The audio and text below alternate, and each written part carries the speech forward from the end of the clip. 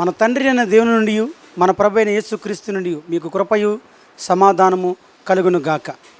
ఫిలిప్పీయులకు రాసినటువంటి పత్రికలో 4వ అధ్యాయంలో 11వ వచనం చూసినట్లయితే, నాకు కొదువ కలిగినందున నేను ఇలాగూ చెప్పుటలేదు, నేనే స్థితిలో ఉన్నను ఆ స్థితిలో సంతృప్తి కలిగి ఉండ నేర్చుకొని ఉన్నాను.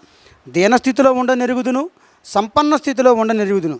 ప్రతి విషయంలోను అన్ని కార్యములలోను కడుపు నిండి ఉండుటకును, ఆకలి గొని ఉండుటకును, సమృద్ధి కలిగి ఉండుటకును, లేమిలో ఉండుటకును నేర్చుకొని ఉన్నాను. నన్ను బలపరచు అని అందే నేను సమస్తము చేయగలను. చూడండి ప్రియ దేవుని బిడ్డలారా, అపోస్తలుడైనటువంటి పౌలు చెప్తున్నటువంటి మాట, నేను ఏ స్థితిలో ఉన్నా ఆ స్థితిలో నెరిగి ఉన్నాను. సంపన్న స్థితిలో ఉండడం తెలుసు, దీన స్థితిలో ఉండడం తెలుసు. కడుపు నిండా తిరిగిన దినాలు ఉన్నాయి, కడుపులో ఏమీ లేకుండా నీళ్లు మాత్రమే ఉన్న దినాలు ఉన్నాయని అంటా ఉన్నాడు. ఈరోజు ప్రియ దేవుని బిడ్డలారా, ఈ మాటలు దేవుడు మీతో మాట్లాడుతున్నాడు.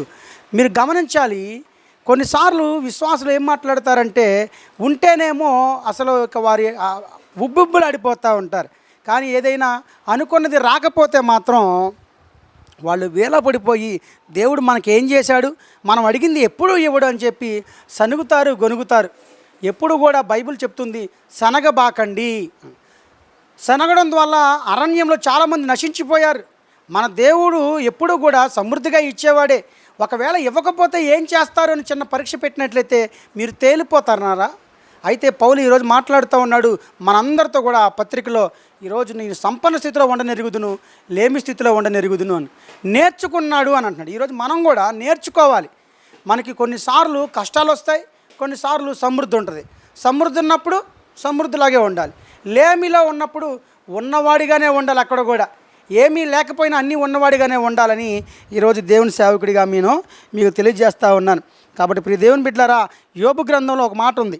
యోబుకు అన్నీ పోయినప్పుడు ఆయన భార్య వచ్చి ఏమంటుందంటే, ఇంకెందుకయ్యా నువ్వు యథార్థత అంటావు, విశ్వాసం అంటావు, దేవుడు అంటావు, దేవుణ్ణి దూషించి విడిచిపెట్టే అని అన్నప్పుడు యోబు అంటాడు, మూర్ఖురాలు మాట్లాడినట్టు నువ్వు మాట్లాడుతున్నావు. మనము దేవుని వల్ల మేలు అనుభవించుదామా, కీడును మనం అనుభవింప తగదా అని చెప్పి అన్నాడు. ఆయన మేలు చేస్తేనే మనం అనుభవిద్దామా, కీడు చేస్తే మనం అనుభవించవద్దా? ఆయన ఇస్తేనే తిందామా, ఆయన ఒకవేళ ఇవ్వకపోతే ఆయన వదిలేద్దామా? ఆయన కొన్నిసార్లు ఇవ్వకుండా ఉంటాడు, ఏం చేస్తాడు ఆయన నా బిడ్డ అని చెప్పి చిన్న పరీక్ష పెడితే నువ్వు తేలిపోయా నాకు వద్దు అని అంటావా? ఇక్కడ యోబు చూడండి, నోటితో కూడా పాపం చేయలేదని రాయబడింది. మనం ఆయన చేత మేలే పొందుదామా, కీడు పొందొద్దా? అన్ని విషయాల్లో కూడా మనం నేర్చుకోవాల్సింది ఏంటో తెలిసిన ప్రియ దేవుని బిడ్డలారా, ఏది ఉన్నా లేకున్నా, అందుకే ఒక భక్తుడు పాట రాశాడు, ఏమి ఉన్నా లేకున్నా, మందలు పశువులు ఉన్న, అంజరపు చెట్లు కాసినా కాగిపోయినా మీరు ఒకే స్థితిలో ఉండాలని చెప్పి నేర్చుకోమంటా ఉన్నాడు. కాబట్టి ప్రియ దేవుని బిడ్డలారా, జ్ఞాపకం చేసుకోండి, ఆయన మా కొరకు ఏం చేశాడు, మమ్మల్ని ఎందుకని ఇలా చేశాడు, మేము అడిగింది ఎప్పుడు ఇవ్వడు అని అంటే మీ కొరకు ఏం చేయలేదని అడగండి. దేవునితో సమానంగా ఉండుట విడిచిపెట్టకూడని భాగ్యమని ఎంచుకొనక దాసుని స్వరూపము దాల్చి శిలువ మరణం పొందినంతగా తగ్గించుకొని చనిపోవడంతో నిన్ను ఎంత ప్రేమించాడో అక్కడ కనబడట్లేదా? నిన్ను ప్రేమించేవాడు నీ కొరకు ఎంత ప్రాణం పెట్టినవాడో చూడు, నీ కొరకు ఎన్ని శ్రమలు పొందాడో చూడు, నీ కొరకు మేలు చేయడానికి అన్నీ. కాకపోతే నువ్వేంటంటే విశ్వాసమైన నీవు అన్ని విషయాల్లో కూడా నేర్చుకోవాలి. అన్నీ కూడా ఉన్నప్పుడు నేర్చుకోవాలి, ఏమీ లేనప్పుడు కూడా అన్నీ ఉన్నలాగానే నువ్వు ఉండాలి. అంతే తప్ప ముఖం ఏదో డేలా అయిపోయి దేవుడు ఏదో నీకేదో నష్టం చేసేసినట్టుగా అనుకోకూడదు. చూడండి, యోబుకు వచ్చినటువంటి కష్టాలు మనలో ఎవరికి రాలే. ఇప్పుడు ప్రజెంట్ ఉన్నటువంటి ఈ యొక్క సిచ్యువేషన్లో ఒక్కసారిగా అందరూ కూడా పనివారు ఒక్కొక్కరు తప్పించుకుంటూ వచ్చి, అయ్యా నీ గాడిదలు పోయినాయి, అయ్యా నీ పశువులు పోయినాయి, అయ్యా నీ కుమారులు పోయారు, అయ్యా నీ కుమార్తెలు చనిపోయారు, అయ్యా నీ ఆస్తి మొత్తం పాడైపోయింది అని అన్నప్పుడు అసలు యోబు యొక్క పరిస్థితి మనం ఆలోచన చేసి చూసుకుంటే ఎంతో భయంకరమే. కానీ ఆ యోబు అన్నటువంటి మాట, మనం ఆయన చేత మేలును అనుభవించుదామా, కీడును అనుభవింప తగదా అని అంటా ఉన్నాడు. అలాగే ఉండాలి, దేవుడు ఇచ్చినా అలాగే ఉండాలి, ఇవ్వకపోయినా ఆయన ఇచ్చినను ఇవ్వకపోయినను నేను ఆయననే సేవిస్తాననేటువంటి విశ్వాసం గల వారినే దేవుడు దీవిస్తాడు. అబ్రహాం కూడా అదే, ఇస్సాకు యాకోబులు కూడా అదే. మనం అందరం కూడా ఆ స్థితిలోకి వెళ్ళిపోవాలి. ఆయన ఇచ్చినా ఇవ్వకపోయినా ఆయన నిన్ను సేవిస్తాం, నిన్ను విడిచిపెట్టాం అనేటువంటి స్థాయిలోకి వెళ్ళిన వారే విశ్వాస పరిమాణంలో చేదుకోకూడదని ఆయన సేవకుడిగా నేను మీ అందరికీ కూడా తెలియజేస్తాను. కాబట్టి ప్రియ దేవుని బిడ్డలారా, జ్ఞాపకం చేసుకోండి, ఆయన ఇచ్చినా ఇవ్వకపోయినా మీరు ఆయన సేవించాలని. సంపన్న స్థితిలో ఉండడం నేర్చుకోండి, దీన స్థితిలో ఏమీ లేకపోవడంలో కూడా మీకు అనుభవం తెలిసి ఉండాలి. ప్రభువైన యేసుక్రీస్తు వారు కూడా ఎంతో మహిమను విడిచిపెట్టి ఎక్కడికి వచ్చాడు? ఒక పేదవారి ఇంటిలోకి వచ్చాడు ఆయన. ఆ దినాల్లో వారికి ఇంకో మాట చెప్పమంటారా, సరిగ్గా తినడానికి కూడా ఉండేది కాదు. వారు బలులు ఇవ్వడానికి గొర్రె పిల్లను కూడా కొనుక్కోలేనటువంటి స్థితి, 2 పావురపు పిల్లలను ఇవ్వడం కూడా జరిగింది. అంటే పేదవారు అని, కటిక పేదవారు అయి ఆ పేదవారి కుటుంబంలోకి వచ్చాడు ప్రభువైన యేసుక్రీస్తు వారు.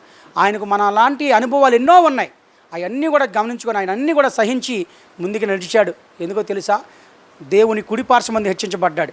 ఎవరైతే కూడా అన్ని స్థితిలో ఒకలాగా ఉంటారో, దేవుని గట్టిగా పట్టుకుంటారో, వారందరూ కూడా ఒక దినమున పరలోక రాజ్యంలో గొప్ప గొప్ప ఇళ్ళలో ఉంటారు. అందుకని అన్నాడు, నా తండ్రి ఇంట అనేక నివాస స్థలములు కలవు, లేని ఎడల మీతో చెప్పుదును, నేను సిద్ధపరిచి మీ కొరకు మరలా నేను వస్తాను అని చెప్పి అన్నాడు. అక్కడ మన కొరకు నివాసాలు ఉన్నాయి. ఎక్కడేదో ఒక పూట ఆహారం లేదనో, ఇక్కడ ఒక పూట మనం అడిగింది జరగలేదనో మనం నిరుత్సాహపడి ప్రభువుని విడిచిపెట్టినట్లయితే, నువ్వు విడిచిపెడుతుంది ప్రభువుని కాదు, లేదు ఇంకోటి కాదు, పరలోక రాజ్యాన్ని విడిచిపెట్టేస్తున్నావు, నరకాన్ని చేపట్టేస్తా ఉన్నావు. గమనించి ఏ స్థితిలో ఉన్న ప్రభువును మాత్రం సనగబాకు, ప్రభువును మాత్రం గొనకబాకు, ప్రభువును మాత్రం విడిచిపెట్టబాకని ఆయన సేవకుడిగా నేను మీ అందరికీ కూడా ఈ మాటలు తెలియజేస్తా ఉన్నాను. కాబట్టి ప్రతి దినం బిడ్డలారా, దేవుని వాక్యం విని అన్నీ కూడా నేర్చుకోండి, అన్నీ కూడా తెలుసుకోండి. ఈ మాటలు దేవుడు దీవించి ఆశీర్వదించును కాక. ప్రార్థన చేసుకుందాం. స్తోత్రములు తండ్రి, పరిశుద్ధుడు విన్న మా ప్రభువానికి వందనాలు, స్తోత్రాలు నాయన. విత్తబడిన వాక్యములో సంపన్న స్థితిలో ఉండడం తెలుసుకోవాలి, లేమి స్థితిలో ఉండడం కూడా తెలుసుకోవాలని మాతో అందరితో మాట్లాడేందుకు మీకు కృతజ్ఞతలు నాయన. ఏమి ఉన్నా లేకున్నా, అంజూరపు కాయలు కాసినా కాయిపోయినా, మందలు గొర్రెలు పశువులు ఉన్నా లేకపోయినా మేము నిన్ను సేవిస్తామని ఈ వాక్యం వింటున్నటువంటి వారు కూడా సేవిస్తారని ప్రార్థన చేస్తూ ఉన్నాను. కాబట్టి ఈ విత్తబడిన వాక్యమును అందరి హృదయలో భద్రపరిచి కార్యసిద్ధి కలజేయని ప్రార్థన చేస్తూ ఉన్నాను. అలాగే ఎంతోమంది అనారోగ్యంతో బాధపడుతూ ఉన్నారు, వారిని జ్ఞాపకం చేసుకుని వారిని ఆరోగ్యం స్వస్థపరచండి. అలాగే ఎంతోమంది ఉద్యోగాల కొరకు ఎదురు చూస్తూ ఉన్నారు, వారి ఉద్యోగాలు దయచేయండి. ఎంతోమంది వ్యాపారాలు సరిగ్గా జరగక వ్యాపారాల కొరకు బాధపడుతున్నారు, వారి వ్యాపారాలను కూడా చక్కగా డెవలప్మెంట్ చేయండి. అదే రీతిలో బిడ్డలు లేక ఎంతోమంది బాధపడుతూ ఉన్నారు, వారికి బిడ్డలను అనుగ్రహించమని సేవకునిగా ప్రార్థన చేస్తూ ఉన్నాను. అలాగే బిడ్డల చదువుల కొరకు కూడా ప్రార్థన చేస్తూ ఉన్నాను. అలాగే ప్రతి దినం కూడా వారు చేస్తున్న పనులంతట్లో, వారి ప్రయాణాల్లో, వారు చేస్తున్నటువంటి ప్రతి పనిలో కూడా విజయాన్ని అనుగ్రహించి క్షేమంగా వారి గృహాన్ని చేర్చమని, వీరందరి కుటుంబాలు మీ చేతులకు అప్పగించుకుంటూ మహిమ ఘనత ప్రభావం మీరే పొందమని మా ప్రభువును మా రక్షకుడును అయిన యేసుక్రీస్తు నామమున ప్రార్థించి వేడుకుంటున్నాము తండ్రి. ఆమీన్, ఆమీన్, ఆమీన్. మీకు ఏమైనా ప్రార్థన అవసరాలు ఉన్నట్లయితే కనుక మా నెంబర్కి ఫోన్ చేయండి. మీ కొరకు ఎల్లప్పుడూ ప్రార్థన చేయడానికి సిద్ధంగా ఉన్నాం. God bless you, God bless to all. షాሎም, షాሎም టు ఆల్.